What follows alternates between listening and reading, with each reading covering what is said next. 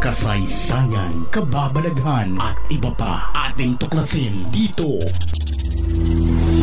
sa Historiador.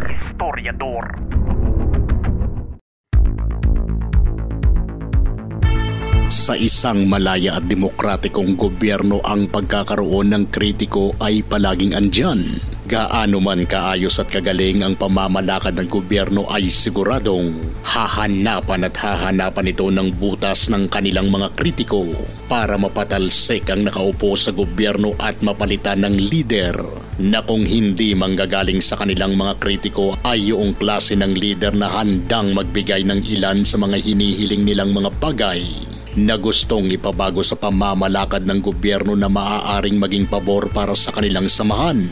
Kapag hinayaan ng mga ganitong klaseng samahan ay hindi malayong papalitan ito ang kasalukuyang gobyerno at sa pilitang babaguhin ang pamamalakad base sa kanilang paniniwala dito sa Pilipinas ay hindi pa rin matapos-tapos ang problema ng gobyerno sa mga makakaliwang grupo kahit na pumanaw na ang mga taong nagtatag nito noon.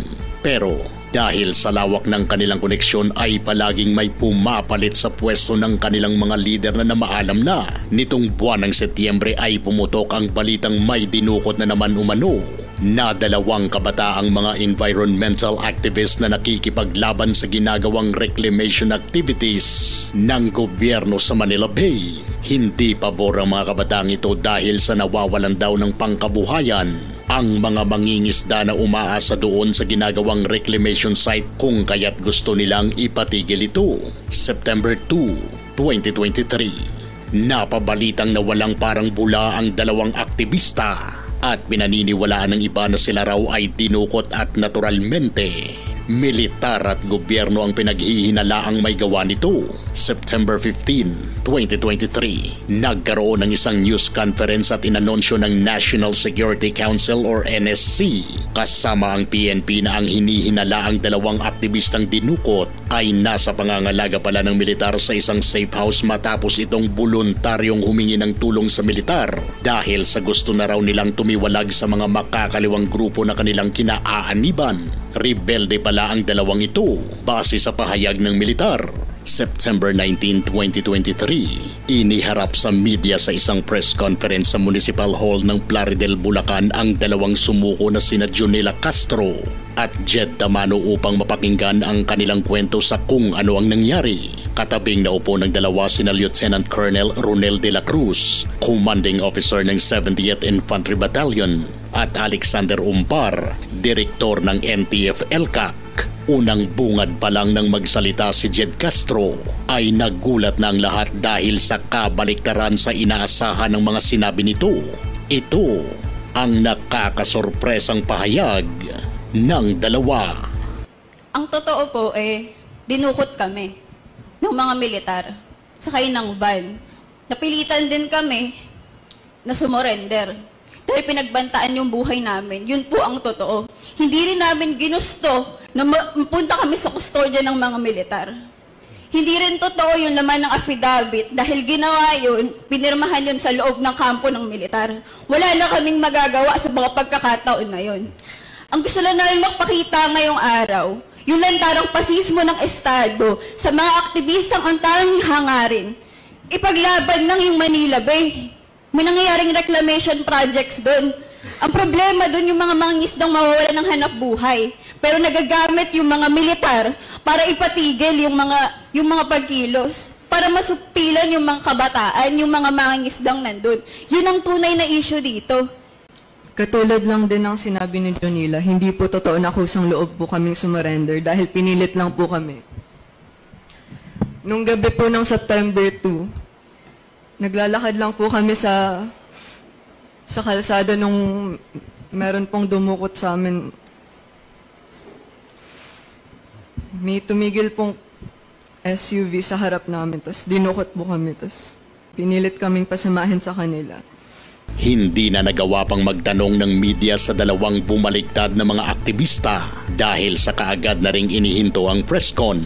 Nagulat at napahiyang militar sa ginawa ng 2. Wala na silang natitira pang pagpipilian kundi ang pakawalan sa kanilang kustodiyang dalawang dumiin sa kanila. Masayang humarap sa kanilang mga kasama ang dalawang bumaligtad at nagbigay pa ng ilang paalala sa kanilang mga kasama. Kung sabihin sa lahat, nagpapasalamat ako sa lahat ng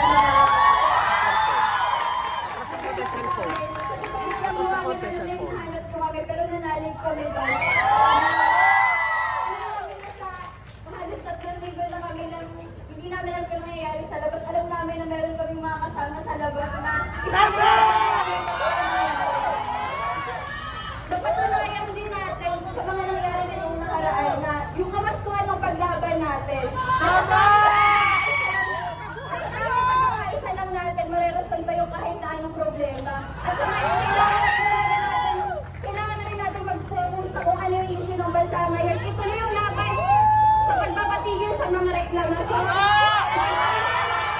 Pagpapatigil ng mga mangingisda sa Manila Bay. Ituloy natin ang lahat. Sinasagawa natin ngayon. Maraming salamat talaga. Para mapatunayang totoo ang sinasabi ng NTF-ELCAC at militar na hindi nila pinwersang dalawa para magpakustodiya, ay kanilang inilabas ang video ng nangyaring pag-surrender ng dalawa at panunumpa sa presensya pa mismo ng kanilang mga magulang.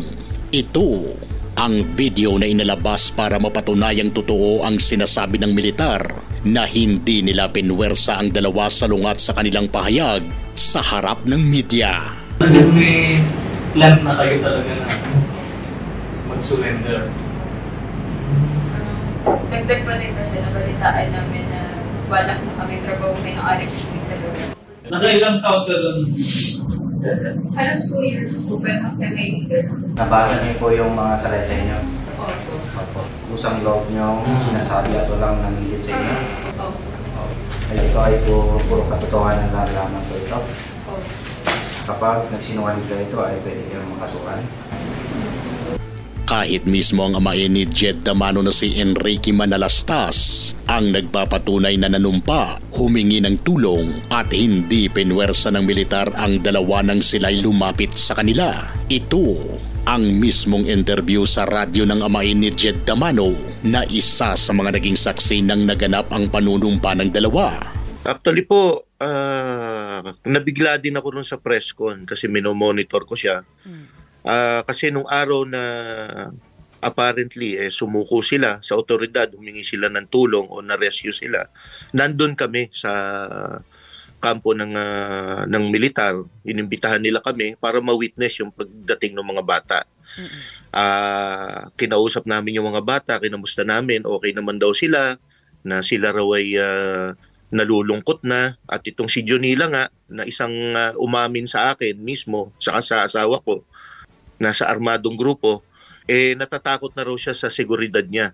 Kung totoong ang miyembro ng makakaliwang grupo sina Jed at Jonela, ay ano na kaya ang kapalarang naghihintay sa kanila? Muli ba silang babalik sa kampo ng kanilang pinaniniwalaang organisasyon? Ano pa kaya ang iba pang mga misyon na gustong ipagawa sa kanila? Samantala, hindi palalampasin ng militar ang ginawang pamamahiya ng dalawa nang sila'y nagbago ng pahayag. Kahit na mayroon silang sinumpaang salaysay, magsasampa ng asunto ang militar sa mga ito. Ikaw, naniniwala ka bang mga rebelde sina Jed at Jonela?